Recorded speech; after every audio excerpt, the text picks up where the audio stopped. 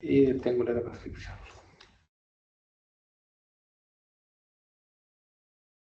Vamos a empezar el día de hoy el sistema gastrointestinal, un par de clases muy rapidito.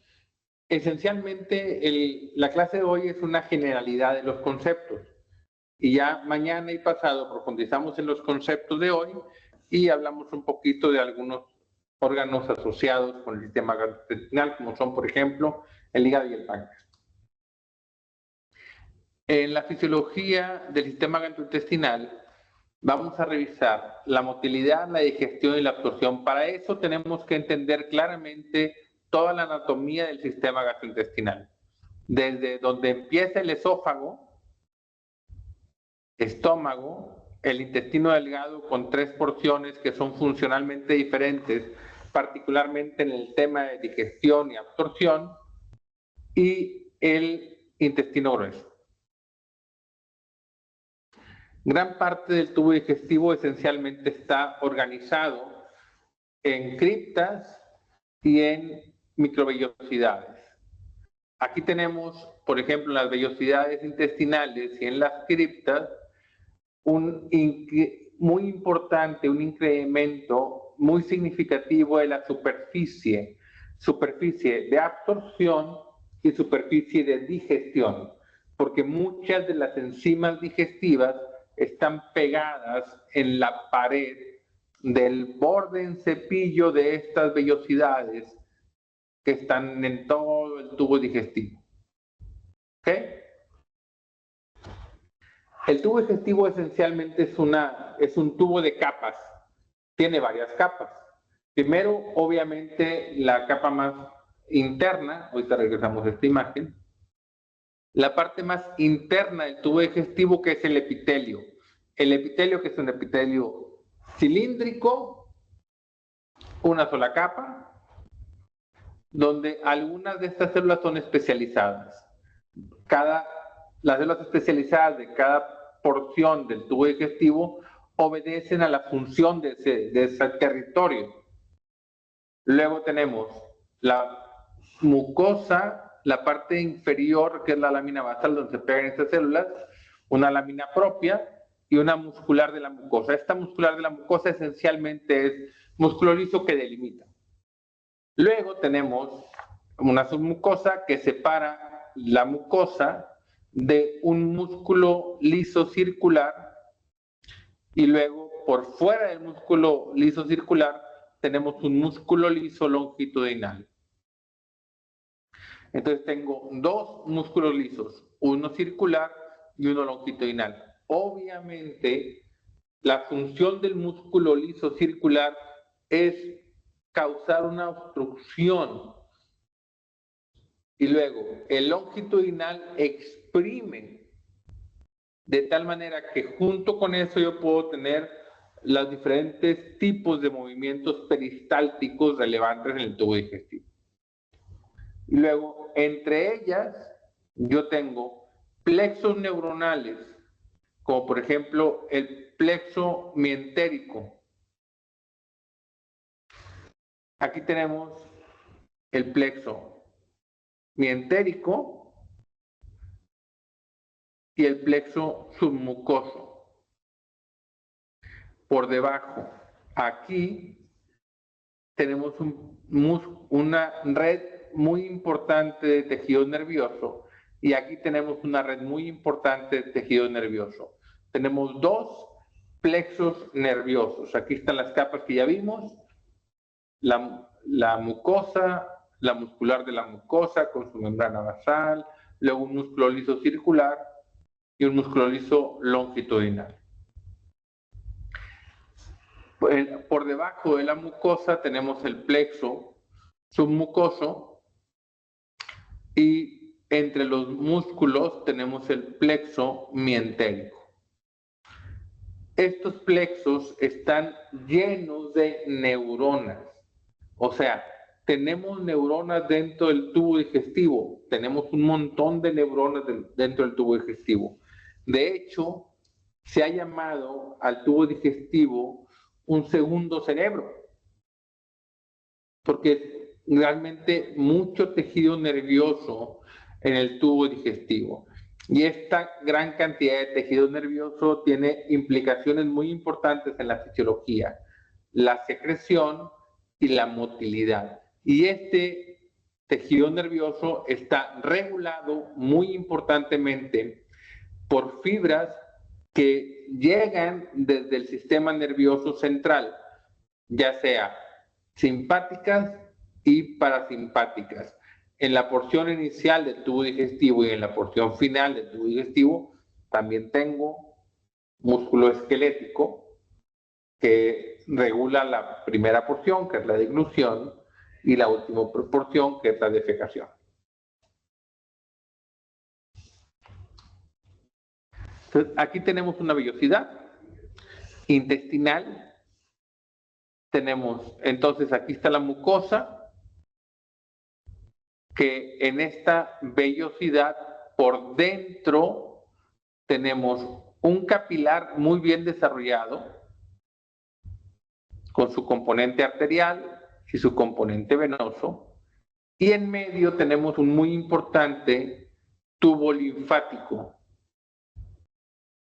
Este vaso linfático, porque como la función del tubo digestivo es absorción, y esta absorción puede tener moléculas que esencialmente sean difíciles de pasar directamente a la circulación capilar, entran por la vía linfática. Muy importante el sistema linfático. Aquí tenemos algunas células particulares, como por ejemplo las células caliciformes. Las células caliciformes se caracterizan por tener una forma como de copa. Estas se le han también llamado en otros momentos como glándulas unicelulares porque producen moco. Las células caliciformes están, además del tubo digestivo, en otros tejidos como por ejemplo el tejido bronquial, donde también producen moco. Entonces, en las mucosas están intercaladas estas células caliciformes dependiendo de si tu principal función es producir moco, va a haber una cantidad importante de células caliciformes. Además de las células de la mucosa, que en cada una de las partes del tubo digestivo las vamos a identificar de una forma particular. Y luego tenemos las criptas, que también esencialmente incrementan la superficie de absorción. Aquí están las células caliciformes señaladas en esta microfotografía, y en esta fotografía con microscopio electrónico podemos observar estas células llenas de moco, células caliciformes. Muy importante, vamos a platicar esencialmente las diferentes funciones de cada una de las células que están formando el tubo digestivo, y empezamos obviamente por las glándulas salivales. Las glándulas salivales, como su nombre lo indica, producen saliva. Puede ser hasta 1 a 1.5 litros por día de saliva. Tiene muy importante función lubricante. Además, tiene moléculas que tienen funciones antimicrobianas, y empieza la primer parte de la digestión. Cuando no hay saliva, hay condiciones médicas como por ejemplo el síndrome de Sjögren, que se caracteriza por algo que se llama xerostomía, quiere decir que la boca está seca. Aquí tenemos los principales componentes de las bombas y canales que son relevantes para la producción o la concentración de iones dentro de la saliva. Aquí tenemos, por ejemplo, como unas células particularmente que son las células racinares, y otros grupos de células que también transportan iones, que son las células intercaladas. Entonces aquí tenemos las bombas de sodio-potasio, ATPasa, el intercambiador o intercambiador sodio-hidrogeniones, un intercambiador bicarbonato-cloro, una bomba de potasio, hidrogeniones, ATPasa, etc. De tal manera que la secreción de saliva va modificando el flujo de la saliva, va modificando las concentraciones de los diferentes iones comparados con el plasma. ¿Ok? Aquí vemos como la concentración de sodio es significativamente menor que la del plasma y la concentración de bicarbonato es significativamente mayor que la del plasma, con una secreción, una tasa de secreción, vamos a decir, normal de 3-4 mililitros por minuto. Entonces, en conclusión, la saliva tiene funciones antimicrobianas y digestivas. ¿Cómo lleva a cabo las funciones antimicrobianas? Por medio de inmunoglobulinas, particularmente la inmunoglobulina A, y algunas enzimas como la lisozima, lactoferrina y proteínas ricas en prolina que esencialmente rompen enlaces que están relacionados con las paredes bacterianas. ¿Ok? Asimismo, la secreción de saliva está regulada principalmente por el sistema parasimpático. Aquí tenemos un incremento en la descarga parasimpática.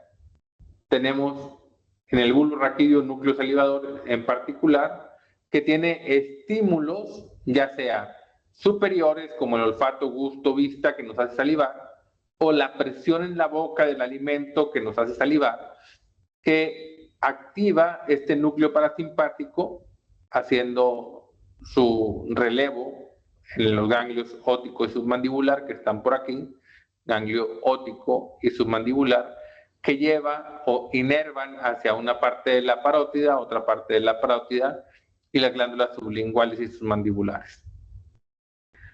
Por medio de ya sabemos, su neurotransmisor, la acetilcolina, causando la producción de saliva. Ya habíamos hablado o comentamos así brevemente el síndrome de Sjögren, que se caracteriza por xerostomía. A estas personas se les dificulta comer alimentos secos. Hay una prueba clínica donde la pregunta más clara es si pueden comer galletas, particularmente galletas saladas. Una persona con xerostomía se le dificulta mucho comer galletas saladas. Pueden comer otros alimentos que están más hidratados, pero alimentos muy secos no pueden comer. Aquí, terminando, después de la saliva, muchachos, ahora dejando de lado el tubo conector entre la faringe y el estómago, vamos a hablar ahora de la estructura celular del tubo del estómago.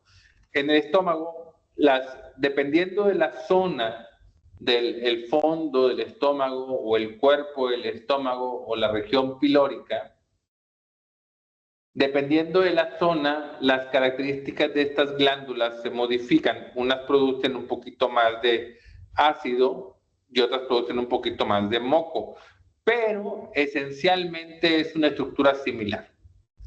Tenemos células del cuello de esta glándula gástrica que esencialmente son las que van a dividirse para producir el resto de las células de las paredes.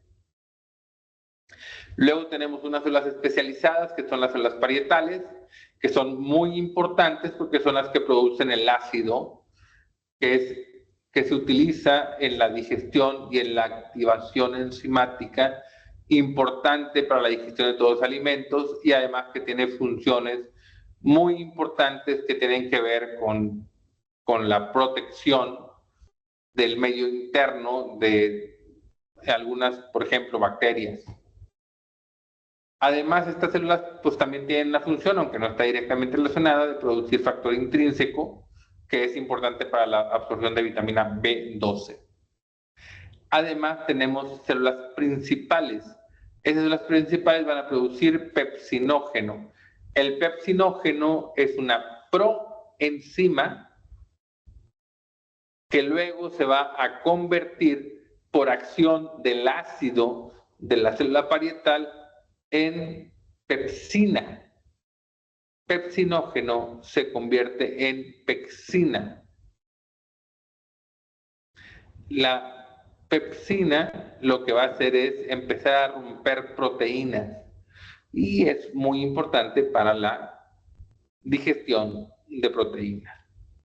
Además, tenemos células enterocromafines. Estas células enterocromafines tienen función endocrina, liberando moléculas que regulan la función de otras células. Por ejemplo, secretan histamina, que luego viene y se pega a las células parietales. Secretan histamina, que viene y actúa en las células parietales para producir ácido. Entonces, estas células enterocromafines tienen función endocrina y parácrina. Aquí tenemos las diferentes estructuras, las diferentes zonas del estómago, el fondo, la parte más alta. Luego tenemos el cuerpo, que produce una cantidad importante de pepsinógeno y ácido clorhídrico, y el antro, que produce más moco que ácido. Aquí se produce el ácido y aquí tenemos que tener un poquito más de protección para el ácido. Además, en la porción final del estómago se produce otra hormona que se llama gastrina. Entonces, ya estamos hablando de una regulación hormonal en el tubo digestivo, además de la regulación neuronal.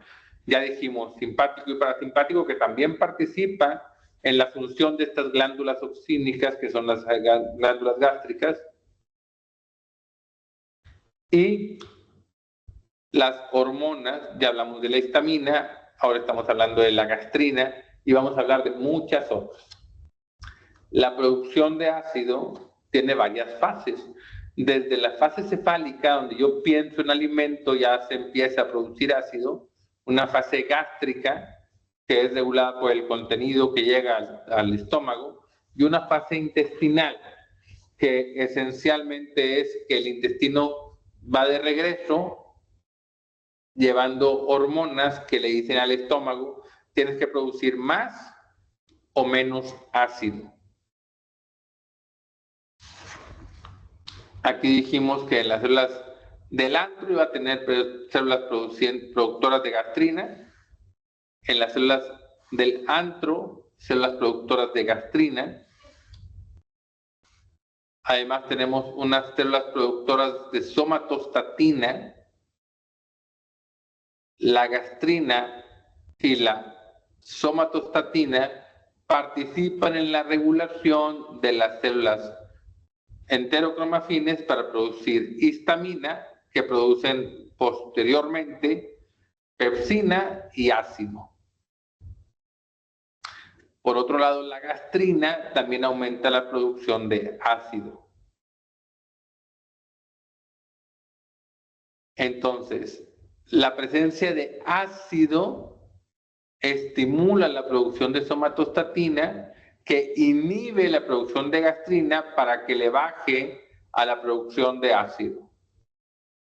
Entonces, el antro se está comunicando con el fondo para la producción de ácido y pepsinógeno.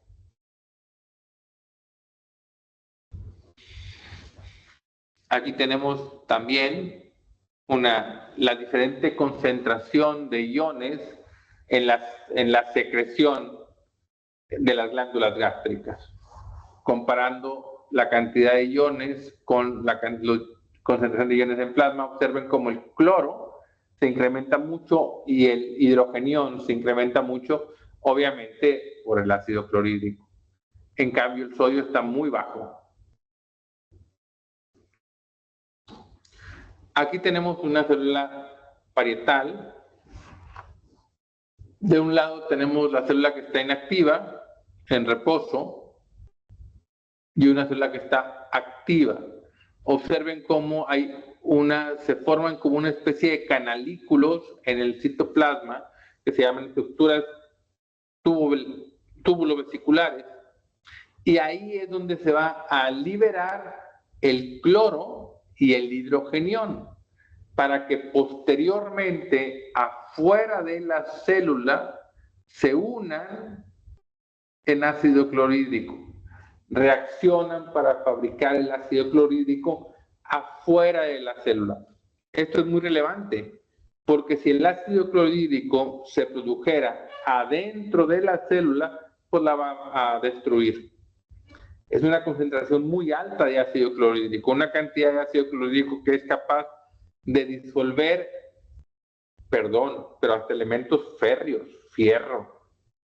Ningún loco come fierro, y finalmente el tubo digestivo no está diseñado para degradar el fierro. Pero el mismo mecanismo que nosotros tenemos en nuestro tubo digestivo para producir ácido clorhídrico lo tienen algunos insectos.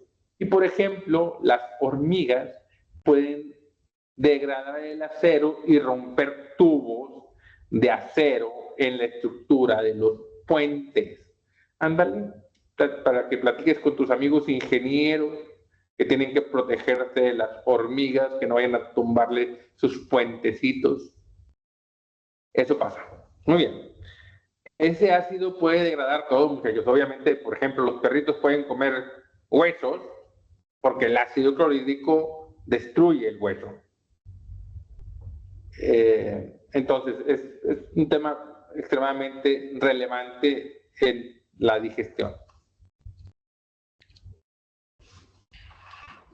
Aquí tenemos los mecanismos esencialmente para la producción de hidrogeniones, como tenemos una bomba de protones, así se llama esta bomba de protones, que es una ATPasa, que mete potasio y saca el hidrogenión. Este potasio tiene que estar afuera para poder entrar, obviamente, porque tenemos un canal de potasio que lo está sacando de forma continua. Y este hidrogenión viene como parte de la unión de CO2 más agua, junto con la anhidrasa carbónica, que los separa en bicarbonato e hidrogenión. Observen cómo la anhidrasa carbónica la hemos visto en muchos procesos fisiológicos. Es muy relevante para los procesos fisiológicos porque esencialmente es una enzima que mantiene el equilibrio entre hidrogenión y CO2. Un resumen de los mecanismos que regulan la célula parietal en la producción de ácido clorhídrico. Dijimos que teníamos el efecto parasimpático, directamente estimula a la célula parietal. El efecto parasimpático estimula la célula G, que produce gastrina, y luego estimula la célula parietal.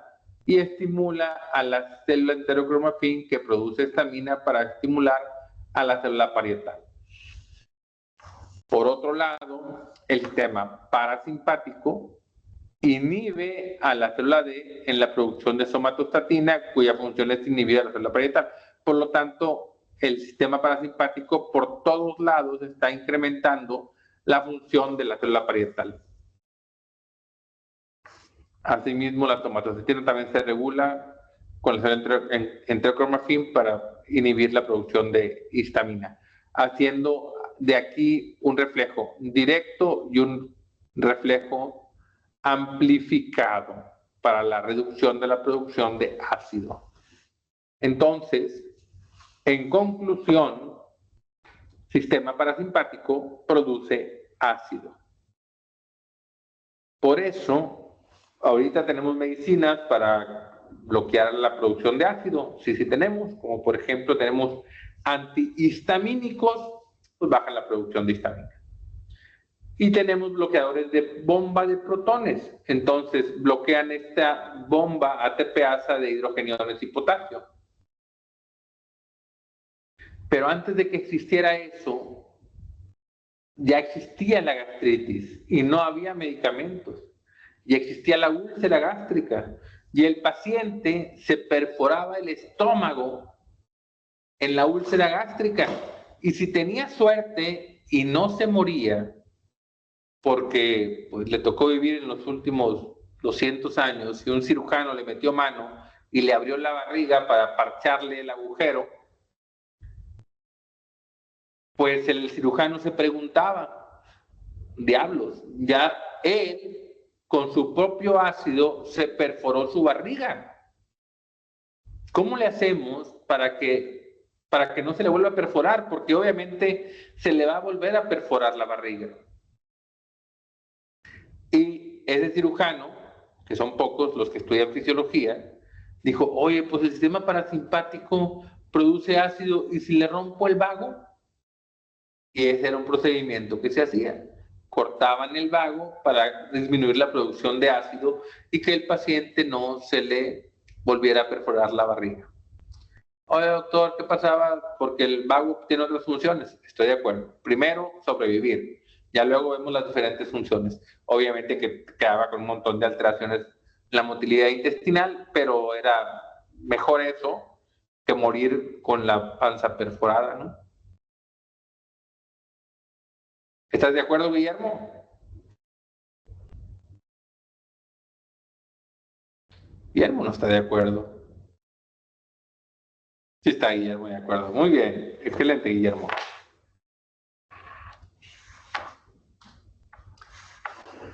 Esto es lo que ya vimos. Aquí está una úlcera perforada. Miren qué bonita está la úlcera perforada. ¿Qué más vamos a decir de la úlcera perforada? Pues que es la inflamación del tubo digestivo, que la inflamación, por ejemplo, por una bacteria llamada Helicobacter pylori, participa importantemente en la producción de ácido que luego hace una perforación de una úlcera en el estómago.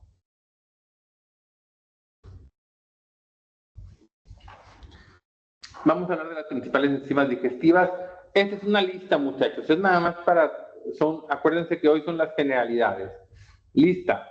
Glándulas salivales, amilasas, que degradan el almidón, o sea, ácidos grasos, lipasas, grasas, pepsinas, proteínas, lipasas gástricas, triglicéridos, y luego un montón de enzimas del páncreas exócrino, que vamos a ver eventualmente en su momento, destacando muchas proteínas que degradan proteínas en diferente momento, en diferente lugar de la proteína, enzimas que degradan para la absorción de grasas y enzimas que degradan carbohidratos, así como tenemos enzimas particulares que degradan DNA, RNA y fosfolípidos.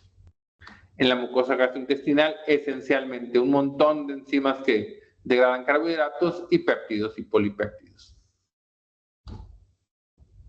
El páncreas exócrino, entender que son acinos pancreáticos donde se producen las enzimas, y tenemos conductos pancreáticos que secretan bicarbonato para estabilizar las enzimas y que luego cuando el ácido llegue aquí se pueda neutralizar, porque el ácido que produjiste en el tubo, en el estómago, pues va al duodeno. Y ahí en el duodeno se tiene que neutralizar, porque si no lo neutralizas, te va a destruir el intestino delgado, porque no tiene defensa en la producción de moco que el estómago tiene.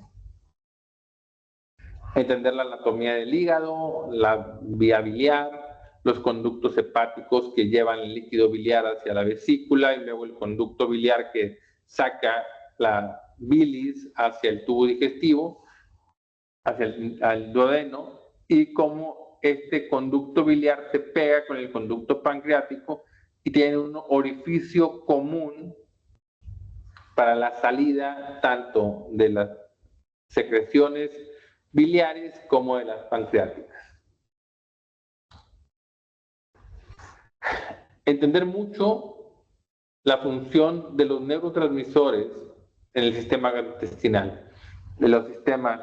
Ya hablamos de la acetilcolina, que esencialmente impacta tanto en el músculo liso como en las glándulas, causando contracción del músculo en general y relajación de los esfínteres. Observen, acuérdense que la acetilcolina tiene varios tipos de receptores. Dependiendo del receptor que estás activando, algunos producen contracción del músculo y otros producen relajación, particularmente de los músculos circulares, ¿ok? Causando una función de esfínter.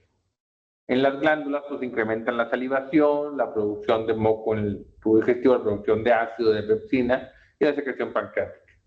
Tenemos un péptido intestinal vasoactivo que está asociado con el sistema parasimpático. Obviamente el sistema simpático también tiene una función importante, donde a diferencia del músculo en el sistema parasimpático, el músculo lo relaja y contrae los esfínteres. El parasimpático relaja el esfínter y el simpático contrae los esfínteres. El parasimpático produce la producción o incrementa la producción en las glándulas y la norepinefrina disminuye la producción en las glándulas, de tal manera que la norepinefrina para fines prácticos para el tubo digestivo y el parasimpático activa las funciones del tubo digestivo. Tenemos el neuropéptido Y, que está relacionado con el sistema simpático. Tenemos el péptido liberador de gastrina, que como su nombre lo indica, inhibe la secreción de gastrina, sustancia P, que también está relacionada con el parasimpático, y encefalinas entéricas, que esencialmente contrae los músculos del esfínter y la secreción intestinal. Las hormonas gastrointestinales, colecistoquinina, que vamos a ver más adelante, péptido insulinotrópico dependiente de glucosa, que es muy importante para la producción de insulina por parte del páncreas. La gastrina que ya vimos, tenemos unas células M que producen motilina, muy relevante para la producción de los movimientos peristálticos normales del tubo digestivo, y la secretina producida por las células S. Nos falta la somatostatina, que también se produce en el tubo digestivo por las células D de dedo. Pero bueno, eso. Esencialmente aquí están las diferentes enzimas en las diferentes zonas. Observen que la gastrina empieza a producirse en el gas antrogástrico y luego va reduciéndose su producción en el duodeno y el ayuno ilion. En cambio, el péptido insulinotrópico dependiente de glucosa, este se produce en la primera porción del tubo digestivo, igual que la motilina, la colecistocilina principalmente ahí, aunque se sigue produciendo en la porción final del intestino delgado, y la secretina, que igual que la colecistocilina, en todo el intestino delgado. El colon prácticamente no produce hormonas gastrointestinales. Las células, las funciones parácrinas, ya hablamos de la histamina, la somatostatina, las células D y las prostaglandinas, que se producen esencialmente en el estómago, y la somatostatina también en el páncreas. Entender que tenemos las vellosidades, que ya las vimos, y por otro lado tenemos las microvellosidades en el borde en cepillo del tubo digestivo. Entonces, si yo aquí hago un megazoom,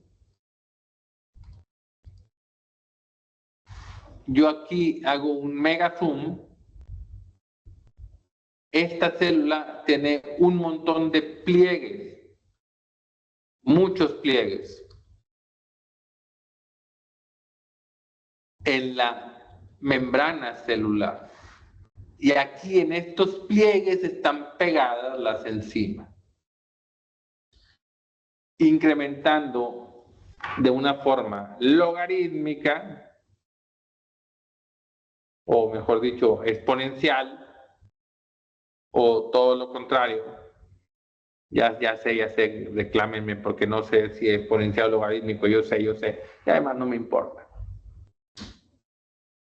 La amilasa, que rompe el almidón, que esencialmente, acuérdense que los carbohidratos son cadenas de glucosa o moléculas parecidas a la glucosa, que esencialmente son, por ejemplo, la glucosa, la fructuosa, la galactosa, y estas se unen por enlaces, en particular 1,4, 1,6, que esencialmente es la molécula por donde los carbonos están unidos, y la amilasa rompe esos enlaces para, en lugar de tener un polímero grande de glucosas, tener oligómeros de glucosa, dímeros o trímeros de glucosa.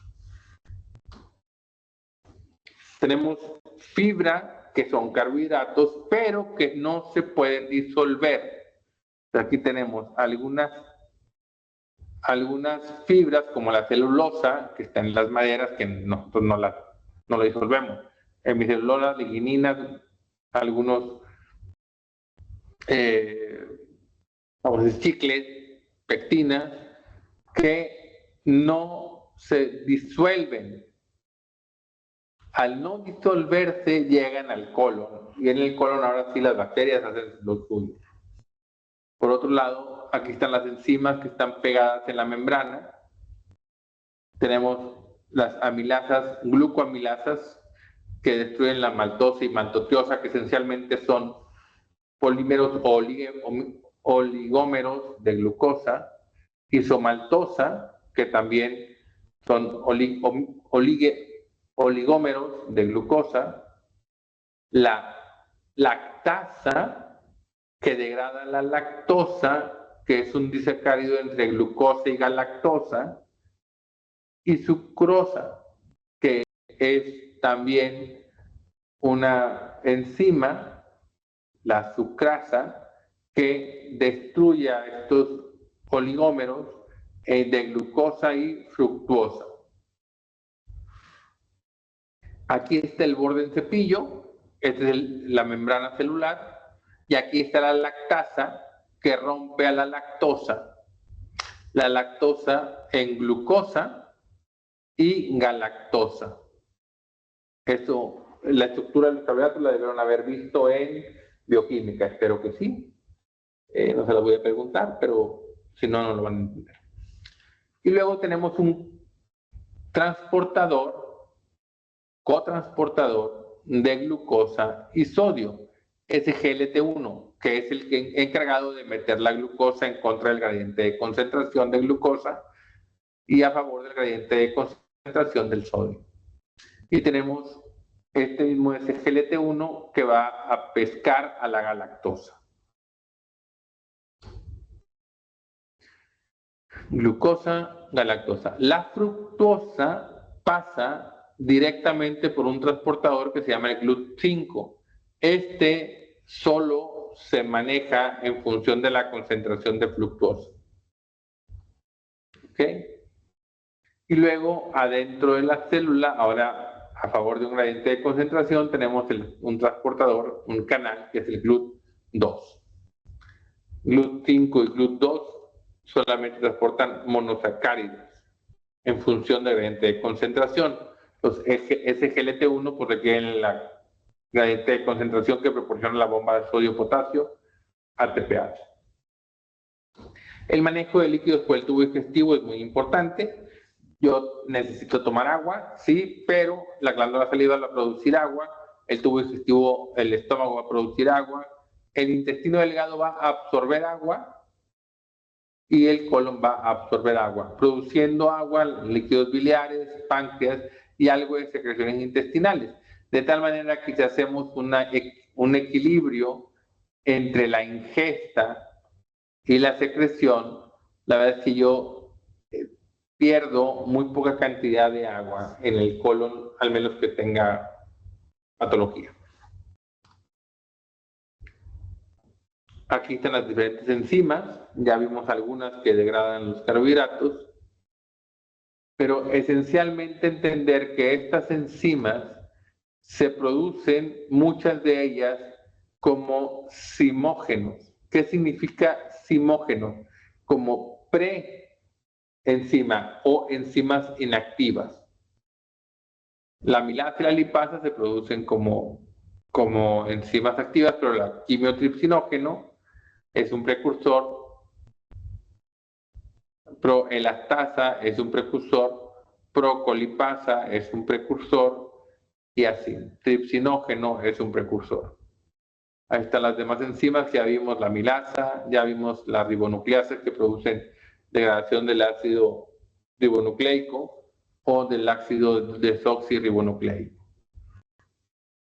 Ya vimos el esquema de los ácidos pancreáticos, la secreción de glucosa, de la absorción de grasas. Las grasas, muchachos, necesitan para absorberse que estén emulsificadas. ¿Qué significa que está emulsificada? Que están organizadas en vesículas, que están cerraditas, compactitas, para que luego se puedan absorber por el tubo digestivo. Entonces, los triglicéridos de los alimentos en presencia de sales biliares, que son, las sales biliares son estas, vamos a decir, grasas, ácido cólico, que no es desoxicólico, desoxicólico y litocólico, son estructuras muy parecidas, como se pueden dar cuenta, al colesterol, estructuras con una afinidad por las grasas, organizándolas en micelas, que se pueden luego absorber. Si no hay sales biliares, no se organizan las micelas, por lo tanto no se pueden absorber.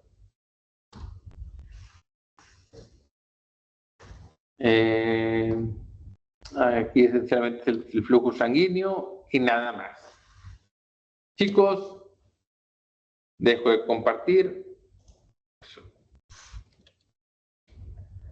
y dejo de grabar porque luego empiezo a decir cosas que me puedo arrepentir.